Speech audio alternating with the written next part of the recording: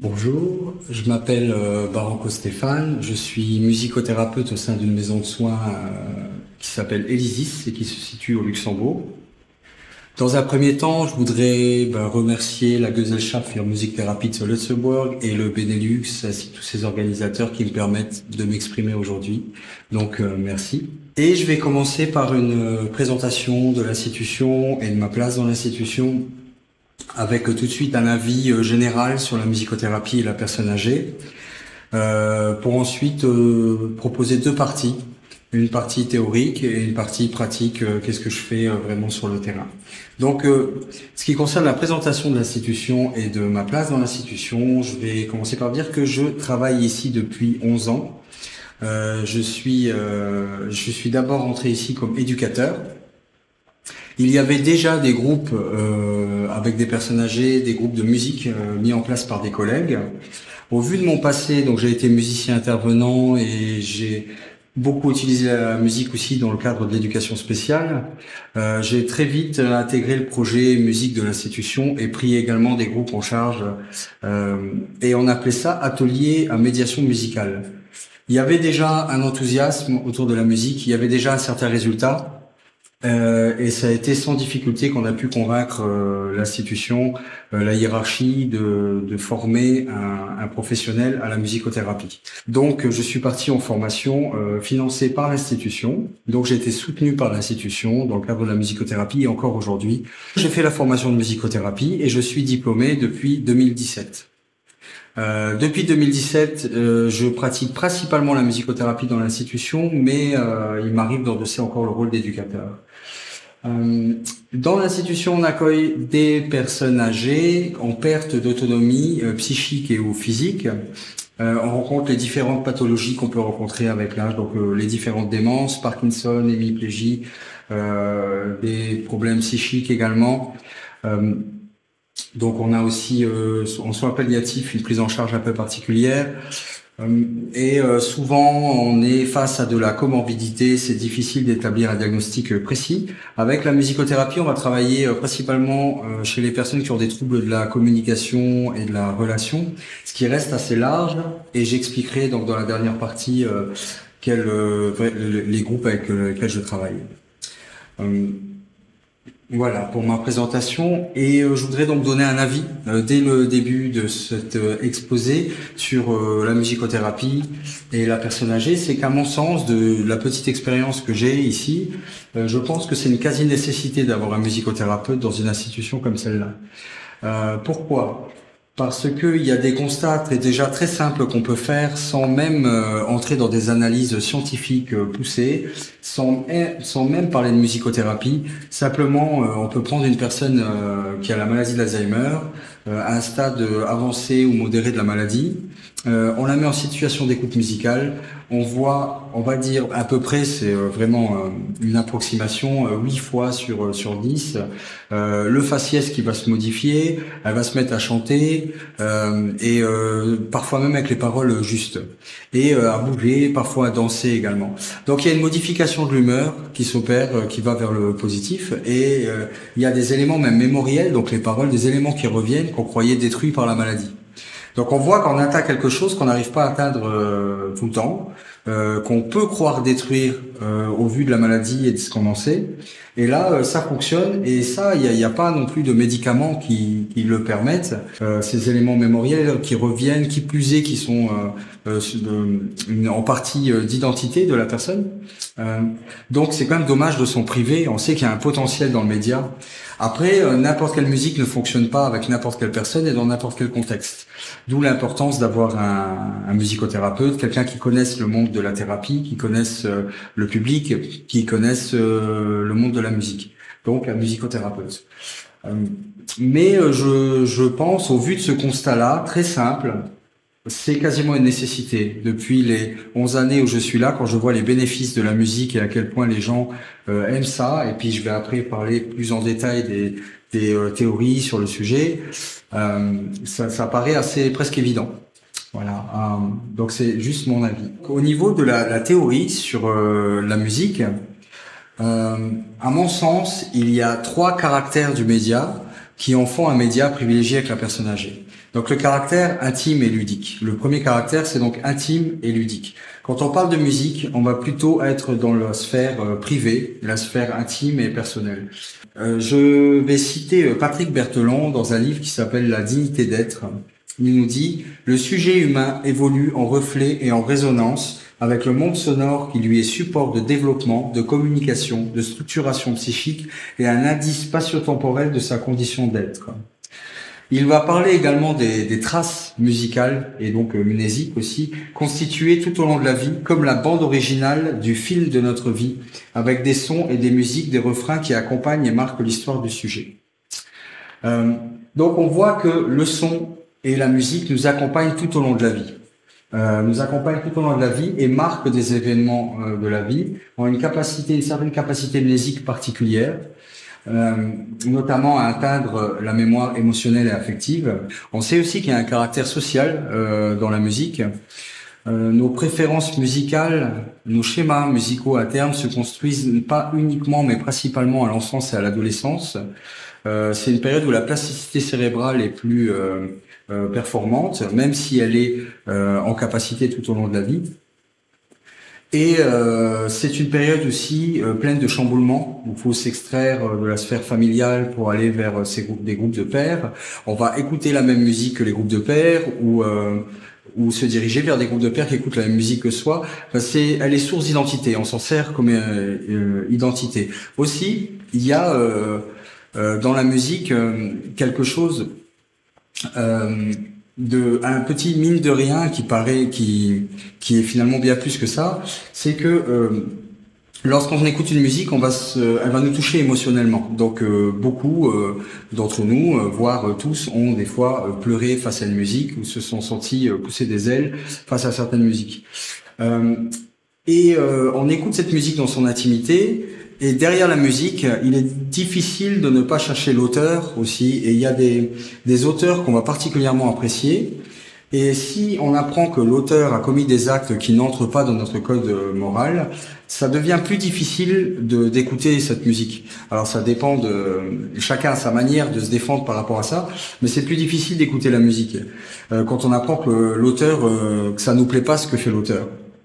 C'est comme si d'une certaine manière, on vit des émotions grâce à la musique, elle nous parle, elle fait partie de nous, et comme si on se confie à elle, parce que on pleure devant elle, on accepte qu'elle entre en nous, et on est trahi par l'auteur. Voilà, d'une certaine manière, c'est ce qui peut se passer. Donc on voit que dans la musique, il y a un petit mine de rien comme ça, mais qui est quand même beaucoup, qui façonne en tout cas notre identité, on s'en sert pour façonner l'identité au niveau social, et elle nous accompagne tout au long de la vie. Alors si on élargit aussi, pas que la musique, mais le sonore participe à notre développement, et tout au long de la vie, il y a un univers sonore autour de nous, et des traces mnésiques de cet univers sonore. Donc on est dans le registre de l'intimité et du ludique, qui permet aux gens ici de décentrer leur attention de la maladie, à savoir aussi que c'est une maison de soins, donc ça reste une maison, un habitat. Ils ont laissé leur logement, certains c'était pas leur choix, c'est parfois leur dernière maison, pour certains ils le savent également. C'est une collectivité, ils n'ont pas forcément envie d'être en collectivité, donc c'est plus ou moins facile d'accepter tous ces aspects-là, et pouvoir proposer quelque chose qui appelle à eux, aux profondeurs de leur intimité, c'est quand même une chose intéressante dans une collectivité. Donc c'est un peu comme une petite maison dans la grande maison. Voilà, donc il y a ce premier caractère ludique et intime du média, très intéressant pour la personne âgée. Un deuxième caractère, c'est le caractère pénétrant, émotionnel et enveloppant.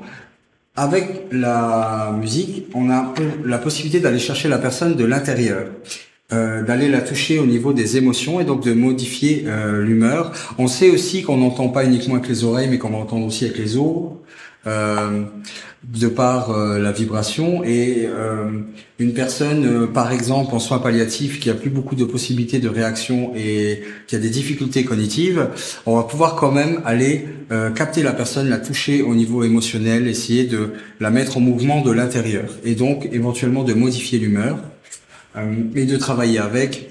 Donc on est sur la capacité restante. On peut continuer à travailler avec les personnes au-delà des difficultés. Il y a un troisième caractère qui est le caractère non verbal du média. Donc du fait qu'il est non verbal, on sait que la parole est souvent inhibée en situation de souffrance. Et ici, on travaille aussi avec beaucoup de personnes qui ont des diverses aphasies. Si la voix ne peut plus s'exprimer, le corps a besoin de le faire. Et là, on va pouvoir continuer à entretenir une relation, continuer à entrer en communication au-delà des difficultés de la personne de par le non-verbal. À savoir qu'il y a des échanges non-verbaux, donc des échanges corporels, des échanges avec les instruments, mais la musique en soi constitue une forme permet de travailler la relation. Moi, j'ai un exemple avec une dame où la communication est très limitée. Les mots n'ont aucun sens quand on parle. Elle n'a pas la capacité. Elle est dans un stade avancé de démence. Mais je lui ai montré certaines musiques et je vois clairement qu'elle les connaissait parce qu'elle a chanté des refrains et elle m'a fait des remarques, elle m'a fait des grands yeux, elle m'a souri. Donc on est vraiment dans des sourires, dans des mimiques, on n'est pas du tout dans du verbal, mais c'est l'écoute musicale qui façonne la relation. Et je sais que là, à chaque fois que je monte sur l'étage, elle vient me voir tout de suite, elle me sourit, elle me parle et c'est notamment grâce aux diverses musiques qu'on a écoutées ensemble. Pas uniquement aux communications sonores, parce que si je lui donne un instrument, elle a beaucoup de mal à faire des questions-réponses ou des imitations. Elle ne fait pas grand-chose avec. Par contre, c'est dans l'écoute musicale qu'elle va être très réactive émotionnellement et qu'elle va se confier à moi avec sa manière de se confier, sa manière non verbale. Donc, on est sur du non verbal, donc on a toujours possibilité d'aller atteindre la capacité restante. Et donc, en gériatrie, la capacité restante, c'est quand même des maîtres mots. Permettre d'aller de valoriser la personne, de ne pas la mettre en échec et de lui continuer à lui donner envie, de générer encore du désir, de l'envie au-delà des difficultés. Donc on est sur la capacité restante. Un caractère intime et ludique, un caractère pénétrant, émotionnel et enveloppant et un caractère non verbal qui en font un média vraiment intéressant pour la personne âgée. Je voulais vous présenter quelques études qui explicitent davantage encore ça. Ce potentiel à atteindre le lieu de la santé. Donc la première étude, ce sera Daniel Lévitin, qui est un psychologue cognitif, neuroscientifique, écrivain, musicien et producteur. Il parle du feu d'artifice neural. Donc lui, il nous explique que lorsqu'on observe un cerveau en situation d'écoute musicale, on assiste à un feu d'artifice neural.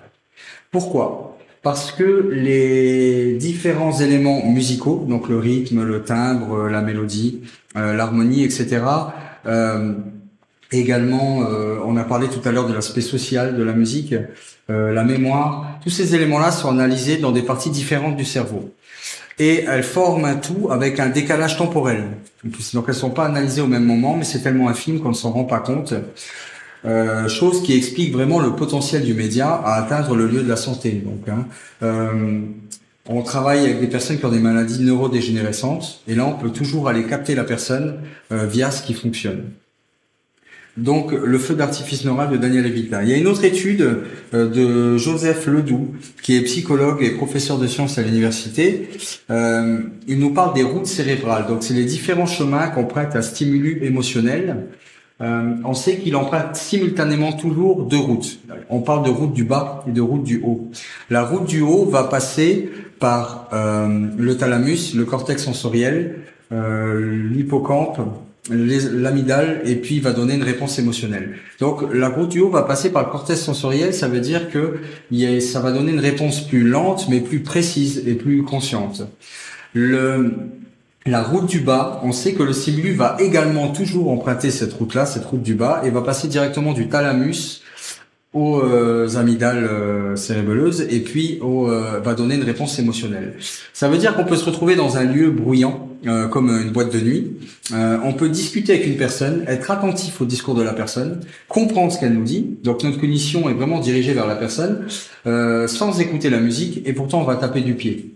La musique, elle pénètre quand même. Et voilà, on sait qu'elle emprunte toujours ces deux chemins-là, les deux routes qu'on appelle route du haut et route du bas. Ce qui est très intéressant avec des personnes âgées, notamment, on peut parler dans le cadre de soins palliatifs, où il y a beaucoup de possibilités de réaction. On peut toujours aller capter la personne. Aussi, toutes les personnes qui ont des difficultés cognitives, au-delà des difficultés, on peut aller les chercher via la route du bas. Voilà. Si on parle de musique et anthropologie, donc par exemple un homme préhistorique, il entend un son, il a peur, il court. On sait qu'il y a un lien entre le son, l'émotion et le mouvement. Ce qui est lié notamment au cervelet, qui s'occupe principalement de la coordination des mouvements et qui est lié aux émotions. Donc il y a ce lien-là qui est largement visible et intéressant ici pour dynamiser corporellement les gens également dans l'institution. Et ça se voit beaucoup. Bon, il y a beaucoup de personnes qui se lèvent pour danser. Encore il y a pas longtemps, j'avais une chorale, il y a une résidente qui s'est levée, qui a été chercher une soignante et qui a dansé. On a aussi en place des thés dansants qui fonctionnent beaucoup. Les résidents adorent. Et j'ai un exemple à ce niveau-là, qui est pas, donc c'est pas une personne qui a dansé, mais je trouve que c'était vraiment un exemple intéressant. C'est une madame qu'on peut appeler Madame P, qui est italienne, qui a un Alzheimer à un stade avancé de la maladie, qui est dans beaucoup de plaintes, très anxieuse, beaucoup de plaintes. Elle répète souvent oh mon Dieu, donc Odi, Odio en italien. Et elle chantait quand elle était plus jeune. Donc elle chantait des chants lyriques. Voilà, donc j'ai fait une recherche avec son mari aussi qui m'a donné des musiques qu'elle écoutait beaucoup, qui lui-même est musicien. Donc j'avais un répertoire un peu sur mesure. Et là, je vais en séance avec elle. Elle est affalée sur le fauteuil, donc dans le salon, mais vraiment affalée, à moitié endormie. Et donc je commence la séance sans la brusquer, tout doucement en essayant de m'accorder, donc à l'état dans lequel elle est, à y aller doucement, progressivement et l'amener à la dynamiser, essayer de la dynamiser tout doucement. Donc j'amène des écoutes musicales au fur et à mesure, et je vais pas rentrer dans tout le détail de la séance, mais c'est surtout la fin de séance qui est intéressante. Donc je la remercie d'avoir partagé le moment avec moi, d'avoir échangé. Je lui explique que je reviendrai le lendemain et que je vais la laisser en laissant une petite musique. Voilà, je vais mettre de la musique et je vais m'en aller doucement. Je mets cette musique. Je savais que la musique lui parlait, hein, j'avais déjà vu ça, et je me lève et j'observe de plus loin. Et là, je vois que elle a les yeux qui s'ouvrent davantage. Elle se met à émettre des petits sons. Il n'y a pas vraiment de paroles, elle chante pas vraiment, mais on voit qu'elle veut chanter avec. Mais bon, c'est juste des sons qui sortent. Elle fait des mouvements sur le fauteuil et elle essaie de se lever. J'ai l'impression qu'elle sait pas où elle veut aller, mais elle essaie de se lever, elle y arrive pas, elle retombe sur le fauteuil, voilà, et elle continue à chanter, à avoir les yeux très ouverts, et elle se relève une fois, et elle reste debout, et elle continue un peu à chanter. Et je pense qu'elle savait pas du tout où elle voulait aller, mais qu'il y a vraiment eu un élan émotionnel qui lui a donné envie de se lever, et c'était vraiment pour expliciter ce lien entre son mouvement et émotion, qu'il existe et à quel point c'est intéressant pour dynamiser les personnes de l'intérieur. Voilà, donc c'était la situation de Madame P. Si on parle de musique, anxiété et douleur, donc une autre étude qui est aussi faite par Daniel Lévitin, il explique que lorsqu'on écoute certaines musiques, on observe une chute du taux de cortisol et d'adrénaline. C'est une chute qui entraîne en parallèle une hausse d'hormones anti-stress comme la dopamine et la sérotonine. Et ces modifications-là, elles s'accompagnent de façon mécanique d'une augmentation des hormones antidouleurs comme l'endomorphine. Donc ça veut dire qu'on sait de façon scientifique, avérée, qu'il y a un lien entre la musique, la douleur et l'anxiété. Donc il y a un lien. Il y a d'autres personnes aussi qui ont proposé des études sur le sujet. On peut parler notamment de Stéphane Guettin et Touchon qui ont créé une méthode qu'ils appellent la méthode en U, une méthode de relaxation pour lutter contre la douleur. Voilà. Mais donc il y a un lien avéré entre ces trois éléments, musique, anxiété et douleur. Voilà 4 études que je voulais partager avec vous. Donc 3 caractères du média et 4 études. Et si on s'intéresse au niveau théorique à la personne âgée, en général, je vous disais tout à l'heure que ici, on a différents types de pathologies qu'on rencontre avec l'âge, souvent de la comorbidité. Je ne vais pas rentrer dans le détail théorique de la personne âgée et des différentes maladies. Il y a un point qui a été abordé par Danielle Quinodoz, qui est psychanalyste. Elle a abordé ce point dans un livre qui s'appelle Vieillir une découverte, que je trouve intéressant. C'est de quoi a vraiment besoin une personne lorsqu'elle se retrouve à ce stade de la vie. On connaît, ça a déjà été documenté, ce qui fait un vieillissement réussi ou un vieillissement pathologique. On sait évidemment que une grande douleur physique, une maladie importante complique le vieillissement. Le maintien d'une activité sociale favorise un vieillissement réussi, bon, etc. Il y a des données comme ça qui sont déjà documentées, mais elle en parle d'une autre façon. Elle va expliquer que ce qui est important à ce stade, c'est de trouver du sens à son existence. Alors je vais citer quelques éléments. Elle parle du travail de vieillir qui consiste à tenter de porter un regard sur l'ensemble de notre histoire personnelle afin de situer la fin de vie dans sa trajectoire totale avec son début et sa fin.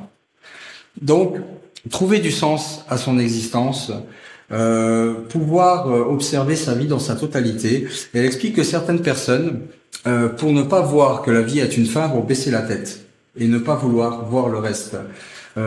Une façon de baisser la tête pourrait être les ruminations, le fait de ruminer tout le temps. C'est une façon, mais il y en a encore d'autres.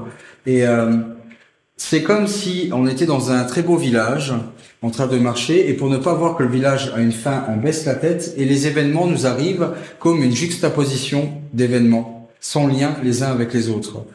Et elle fait un parallèle entre cette vision du monde, cette façon de voir la vie avec une juxtaposition d'événements et une façon de voir la vie totale, c'est-à-dire d'observer tout le village, voilà, en sachant qu'il a une fin, mais en acceptant les autres âges de la vie et tous les âges de la vie, avec la théorie psychanalytique de Mélanie Klein sur l'objet total et partiel. Elle prend aussi, elle utilise d'autres termes, elle parle de seconde d'éternité. Elle explique que ce sont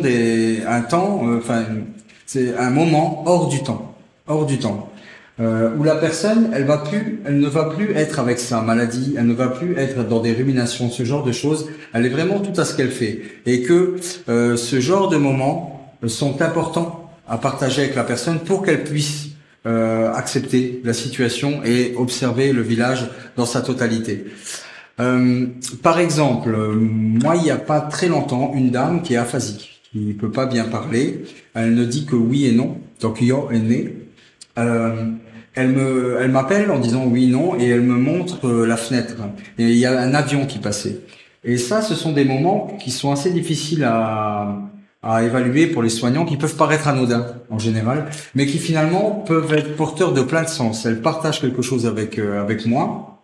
Et ce qui peut être intéressant, donc, c'est de maintenir ce partage et de dire ah oui, c'est un avion, c'est très joli. Je me demande où ils partent en vacances. Vous avez dû partir aussi en vacances de temps en temps, mais enfin voilà, entretenir la conversation. Ce sont des moments importants qui, en musicothérapie, il y en a beaucoup de ces moments-là. Les gens vont me parler de leur passé, vont parler de leur vie en général. Des balles où ils allaient, voilà, il y a plein de moments qui ont été marqués par les musiques, et donc on peut rencontrer plein de ces secondes d'éternité. Les secondes d'éternité, c'est un terme qu'elle emprunte à un poème de Jacques Prévert, mais je vais lire le début du poème qui est très joli. Des milliers et des milliers d'années ne sauraient suffire pour dire la petite seconde d'éternité où tu m'as embrassé.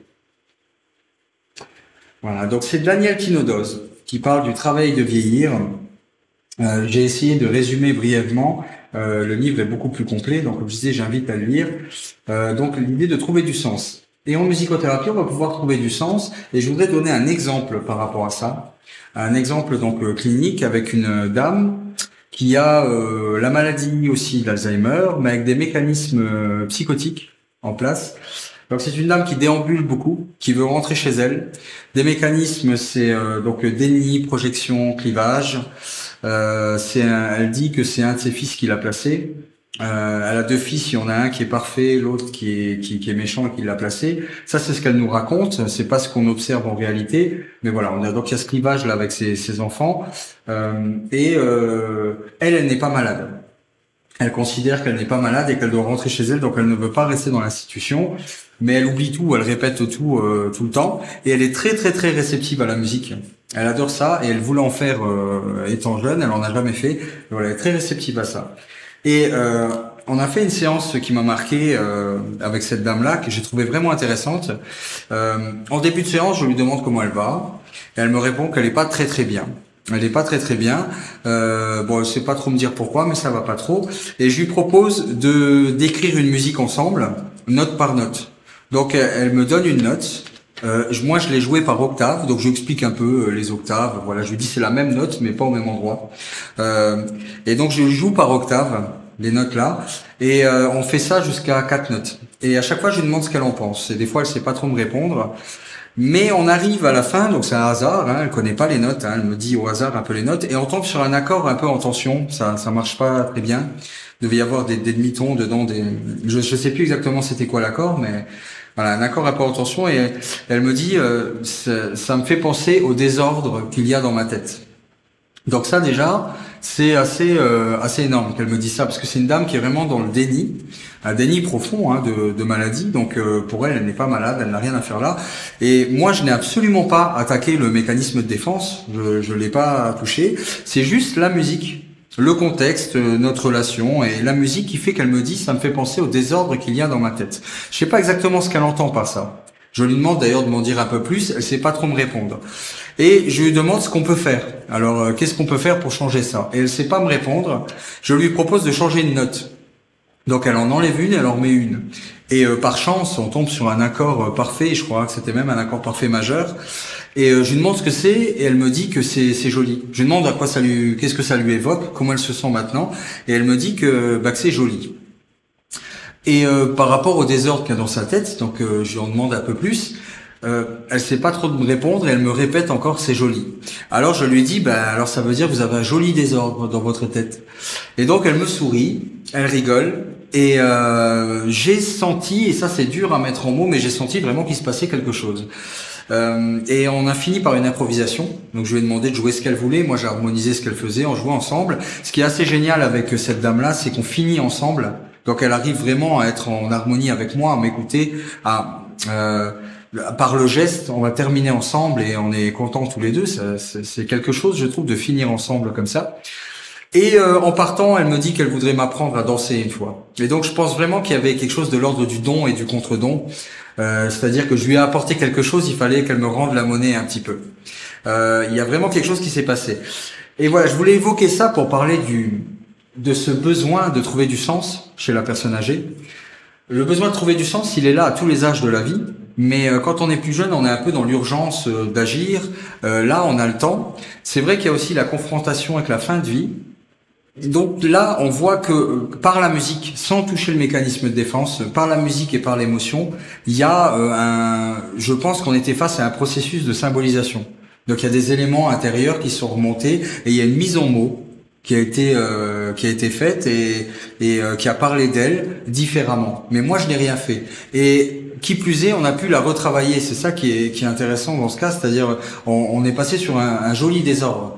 Ça veut dire bon, il y a un désordre, c'est pas la peine de le nier, mais il est beau. C'est moi et je fais avec.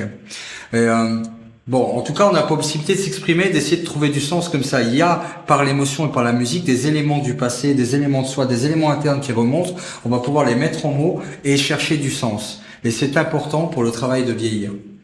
Je parlais tout à l'heure de la confrontation aussi avec la fin de vie.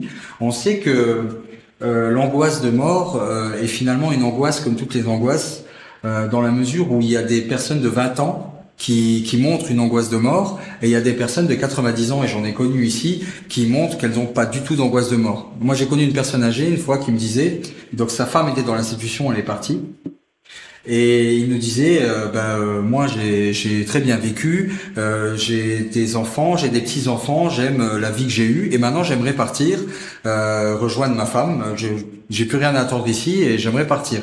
Dans certains cas, on peut entendre des éléments de la dépression.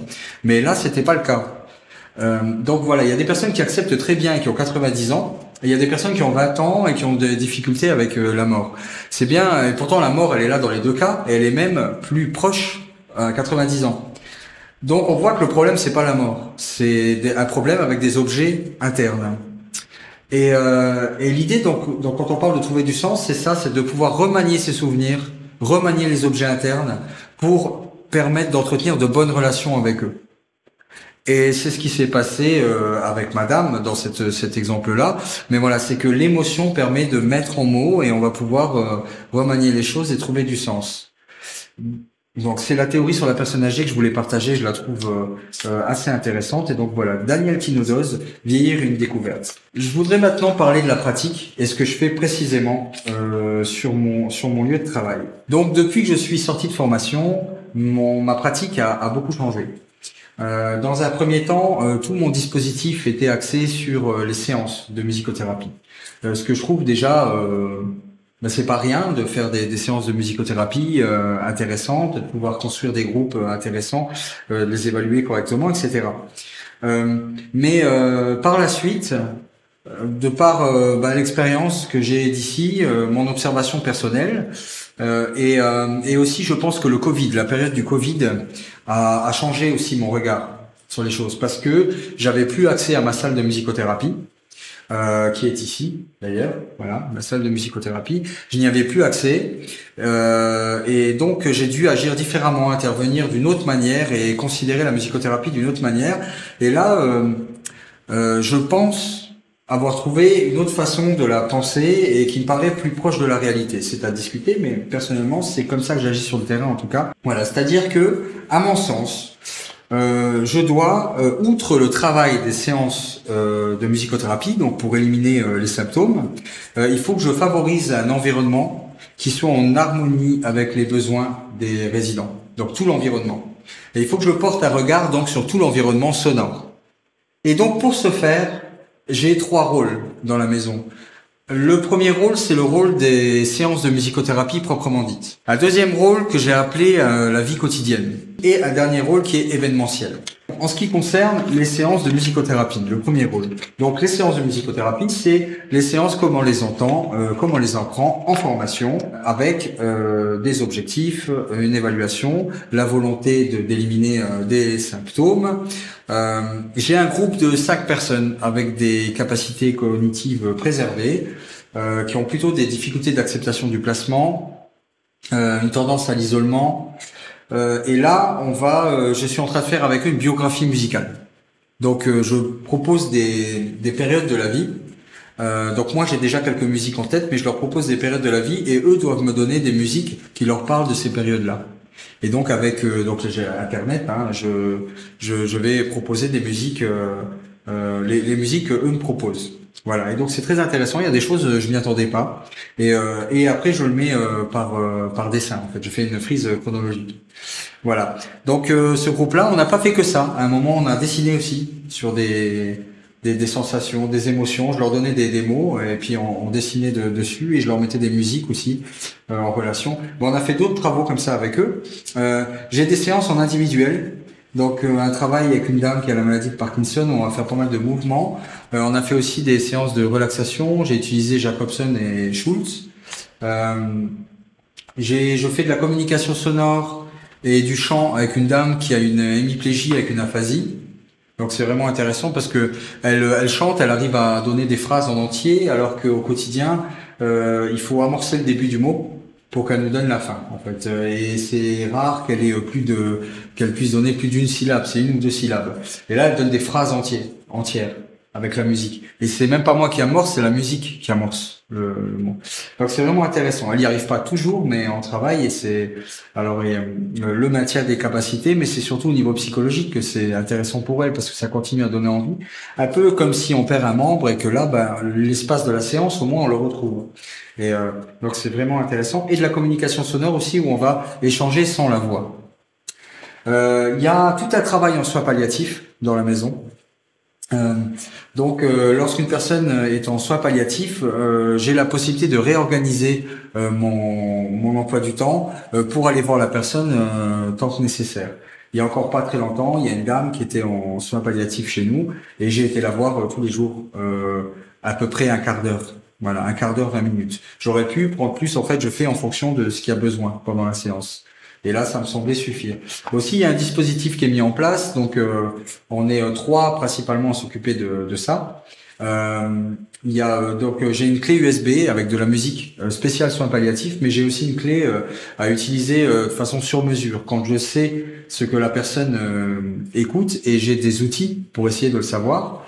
là je vais lui mettre des musiques en fonction de ce qu'elle écoutait pour le soin palliatif. Donc ça c'est pour les soignantes, elles peuvent mettre ça dans la chambre pour la dame et de temps en temps l'éteindre. Donc faire de la nuance, allumer, éteindre, ne pas laisser allumer tout le temps. Donc ça c'est des choses qui sont expliquées aux soignantes et que les soignants peuvent utiliser. On a aussi de l'aromathérapie, on a un chariot Schnuzelen, on a d'autres choses donc pour les soins palliatifs. Et moi je m'occupe de la partie musicale donc avec cette clé là et aussi mes interventions. Et donc une évaluation des interventions, j'ai des tableaux d'évaluation sur le faciès, la respiration, les mouvements et les paroles aussi parfois de la personne. Enfin, voilà, différents tableaux d'évaluation et il y a une évaluation aussi qu'on doit faire différente sur l'étage pour toute la maison, pas que la musicothérapie. Voilà, donc il y a un système soins palliatifs un peu particulier. J'ai des personnes en soins palliatifs. J'ai un groupe de personnes qui ont une démence dans un stade avancé de la maladie. On va faire beaucoup de communication sonore, d'écoute musicale. On fait aussi des jeux vocaux. Voilà, donc des échanges. Il y a très peu de possibilités d'échange avec ces personnes-là. La parole, on ne comprend pas le discours. Donc on va vraiment être sur de la communication sonore et on va être sur des rires, sur des jeux d'imitation, d'échange, enfin voilà, différents jeux de communication sonore comme ça. Et aussi des écoutes. Je parlais d'une dame, tout à l'heure, donc une dame qui la relation s'est vraiment façonnée à travers des écoutes que j'ai vues qui lui plaisaient vraiment. Elle avait des réactions très claires, alors que c'est très difficile de discuter avec elle. Mais par contre, dans le non-verbal et dans l'émotion, c'était évident. Donc ça lui parlait beaucoup. Et puis qui plus est, elle chante les fins de phrases des musiques qu'elle connaît. Donc il y a ce travail-là. J'ai 2 chorales également dans la maison où on fait beaucoup de travail vocaux. Donc pour les gens, c'est simplement une chorale. Mais après, c'est vrai qu'il y a tout un travail autour de la chorale au niveau vocal et puis au niveau des souvenirs aussi. C'est beaucoup d'entre eux étaient dans une chorale plus jeune. Voilà. Donc j'ai 2 chorales. Si on doit parler des séances de musicothérapie proprement dites, il y a une technique psychomusicale qui a été élaborée par Edith Lecourt qui s'appelle méthode de stimulation sensorielle, sensorimotrice et sensorie-affective. Elle emprunte différentes actions à d'autres types de techniques de pédagogie musicale active et globalement c'est ce que je fais avec eux, c'est-à-dire que je vais proposer des jeux corporels, du chant, des échauffements sonores, des jeux avec la voix, différentes écoutes musicales. Voilà, ça c'est. Je propose diverses activités de ce type-là, mais des moments des jeux de respiration aussi. Voilà. Donc le deuxième point qui me paraît vraiment important dans la maison, c'est le point que j'ai appelé vie quotidienne. Donc il y a plusieurs éléments dans le rôle sur la vie quotidienne que je dois jouer. C'est d'une part le prolongement des séances en chambre. Donc certaines personnes, par exemple avec un résident, j'ai essayé de reproduire la méthode en U, donc des méthodes de relaxation, mais basées sur ce que lui aimait. Donc lui il appréciait la musique baroque et de la Renaissance. Donc j'ai pris que des musiques de la Renaissance et baroque et j'ai essayé de respecter les critères de la musique de la méthode en U. Je lui ai proposé 2 méthodes comme ça, 2 CD comme ça, et à la fin de plusieurs séances, après plusieurs séances, je lui ai proposé les CD. Je lui ai laissé dans la chambre. On a travaillé aussi sur simplement des musiques qu'il aimait. Et ça, avec plusieurs résidents, j'ai fait ça. Il y a des musiques qu'ils appréciaient, je leur ai fait un CD et je leur ai mis dans la chambre. Parfois, avec des recommandations. Donc mettez ça quand vous êtes anxieuse, voilà, dans la maladie de Parkinson on a souvent de l'angoisse, hein, et là mettez cette musique là vu que ça vous plaît quand vous sentez que vous êtes un peu anxieuse et puis essayez de respirer avec la technique dont on avait parlé, voilà. Et donc il y a plusieurs personnes à qui j'ai mis des CD dans les chambres pour prolonger un peu des gens que je connaissais en séance et c'est des prolongements de la séance. Il y a une dame, elle n'était pas en séance avec moi. Mais elle m'a parlé de musique et apparemment elle appréciait certaines musiques et donc elle aurait aimé avoir cette musique-là dans la chambre, donc je lui ai fait un CD aussi. Donc c'est pas forcément un prolongement de la séance, mais c'est de la musique dans les chambres, dans le quotidien. Aussi sur chaque lieu de vie, il y a des disques durs dans toutes les télés de chaque étage. Donc nous on a 5 étages dans l'établissement qui sont donc avec des lieux de vie et des chambres sur les 5 étages. Dans chaque espace commun des étages, il y a des télés et donc il y a des disques durs sur chaque télé avec des films des années 40, je crois qu'il y a un film des années 30 aussi, de 30 à à 80 à peu près, donc leur génération et certaines choses qu'ils m'ont demandé. Donc en essayant toujours d'être sur du sur-mesure, essayer d'aller chercher ce que eux vraiment aiment et d'aller sur les traces de leur passé, quoi. Donc des films, il y a aussi des documentaires, il y a des différentes choses que les soignantes peuvent utiliser, qui sont pas utilisées que par moi. Mais ça permet de travailler sur l'espace sonore. Il y a aussi beaucoup de concerts.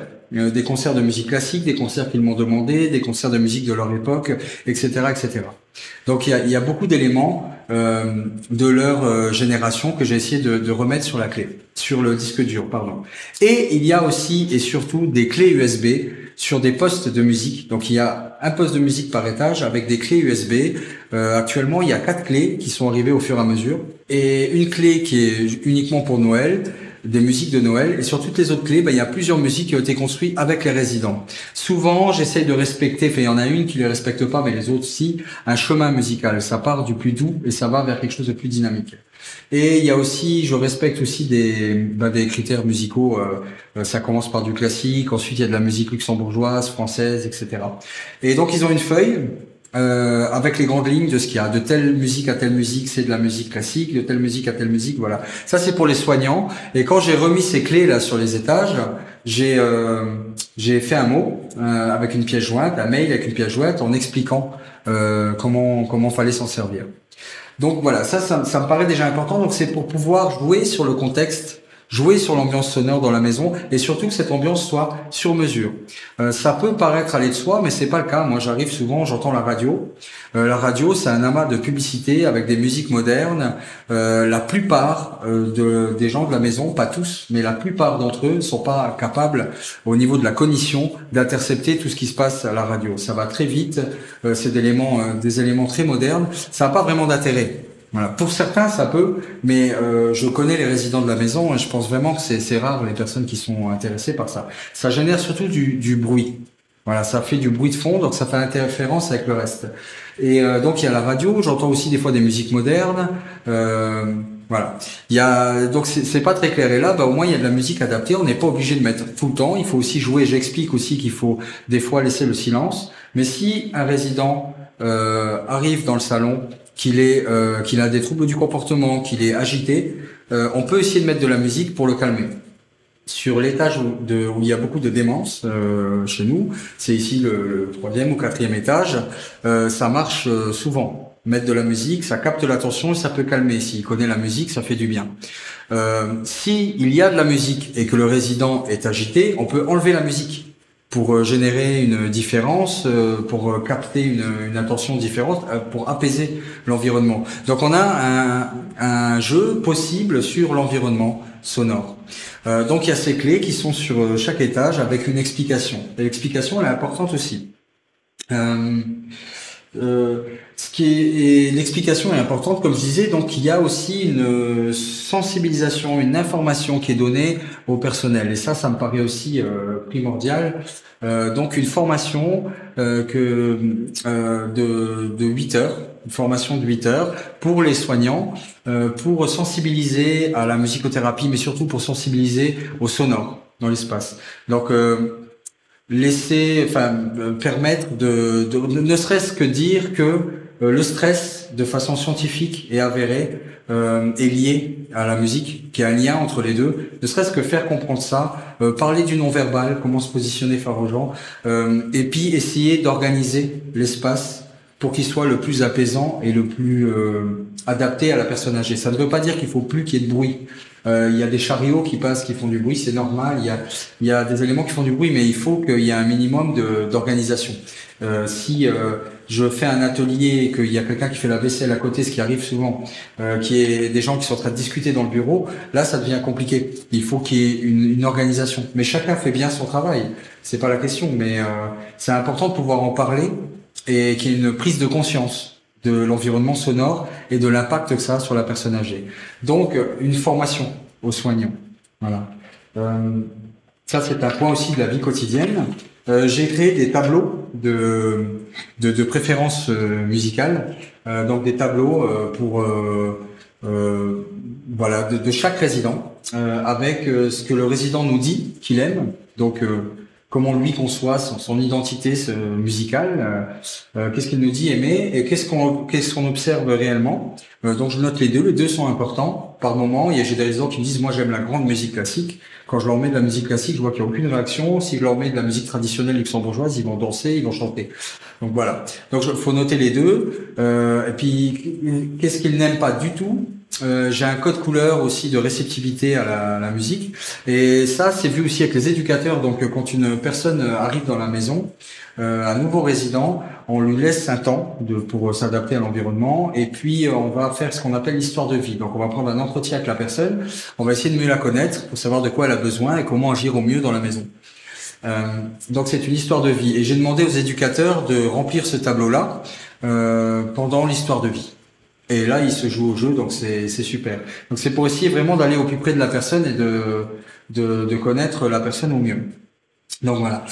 J'interviens aussi au piano lors de certains repas à midi. Donc je fais de la musique relaxante au piano, donc notamment sur les étages d'aimants où il y a certaines personnes qui restent 10 minutes à table, qui se lèvent, qui partent, qui aiment pas rester là. Et là, ça permet, au niveau de la santé et de l'hygiène alimentaire aussi, ça permet, d'y rester plus longtemps. Là, ils vont des fois chanter, et donc il y a un intérêt même au niveau alimentaire. Pour les soignants, ça peut donner une autre forme de communication. Voilà, vous entendez cette musique, etc. Comment elle est. Donc on va vers une communication plus positive.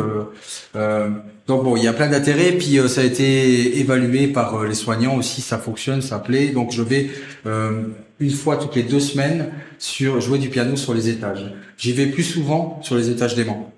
Donc je vais une fois par semaine sur les étages d'aimants, une fois toutes les 2 semaines sur les autres étages. Voilà. Au niveau le dernier point, c'est le point événementiel. Donc je travaille sur l'événementiel. J'organise des événements dans la maison. Donc je fais venir des intervenants extérieurs pour faire de la musique ici, comme par exemple pour animer des thés dansants, pour animer une fois par mois. Il y a une personne de l'extérieur qui vient jouer aussi. Par moment, c'est moi qui fais l'animation. Donc on a régulièrement ce qu'on appelle des repas à thème. Par exemple, il y a un étage par semaine qui descend près de la terrasse, en bas, avec un repas réaménagé. Il y a un an de ça, on avait l'Italie, par exemple, le repas thème sur l'Italie. Donc j'ai monté un répertoire sur l'Italie et j'ai fait une animation sur l'Italie. Donc c'est pas de la musicothérapie, c'est de l'animation. C'est de l'animation musicale événementielle, mais qui va rythmer aussi les années. Je joue pour Noël dans toute la maison. Je joue pour différents événements comme ça. Par exemple, on a aussi pour accompagner les familles dans le deuil, on a une cérémonie qu'on appelle cérémonie du souvenir. Là, je vais jouer des musiques en fonction aussi. La partie musicale est quand même importante pour l'événement. Il y a chaque année, on va sur un bateau qui s'appelle le Marie Astrid. Je joue régulièrement sur le bateau. Donc, je crée différentes animations comme ça. Une fois par mois, je fais un piano bar dans la cafétéria. C'est intéressant parce qu'il y a des familles qui viennent. Et donc ça marche beaucoup. J'ai mon petit fan club de résidents qui attendent ça et qui viennent me voir en bas. Ça marche bien. Et il y a des familles aussi qui viennent avec, notamment, je passe à des familles de personnes en situation de démence, dans une démence assez avancée, des personnes qui ont des troubles du comportement, des fois de l'agressivité. Et là, elles se retrouvent dans un autre contexte où elles vont chanter, où elles vont être plus agréables. Et puis qui plus est, les familles se retrouvent entre elles et elles échangent. Donc ça permet vraiment d'alléger le rapport entre les familles en interne, et puis ça permet de générer des rencontres de famille à famille. Donc il y a un lien institution, famille, résident là, qui se joue aussi là, qui est intéressant. Et donc c'est une fois par mois, ça marche beaucoup. Il y a il y a vraiment beaucoup de monde qui vient voir. Donc pareil, c'est pas de la musicothérapie, mais c'est aussi une partie visible. Si on prend les différentes cliniques qu'on peut voir dans la musicothérapie, je vais prendre un exemple d'une situation que j'ai eue avec un enfant autiste. Donc il y avait un trouble du spectre autistique que j'ai travaillé avec pendant un stage de musicothérapie. Et donc la relation était difficile. Il voulait pas s'approcher et il voulait pas participer. Et à un certain moment, j'ai utilisé un didgeridoo. Donc j'ai pris un didgeridoo et je l'ai utilisé comme longue vue. Et donc ça l'a fait rire, et il a regardé aussi dedans. Donc déjà il y a une relation qui s'est créée. Il a regardé dedans comme une longue vue. Après j'ai soufflé dedans. Donc il y avait des vibrations, ça l'a fait rire. Il a eu des réactions par rapport à ça. Il a touché l'instrument et il a essayé de souffler aussi. Et j'ai recommencé. Et en plus, c'est un didgeridoo qui se dévisse. Donc, au fur et à mesure des séances, j'ai essayé de réduire le didgeridoo pour me rapprocher physiquement de la personne. Donc, dans un contexte comme celui-là, on va se retrouver dans une musicothérapie où le caractère insolite de l'instrument va être important.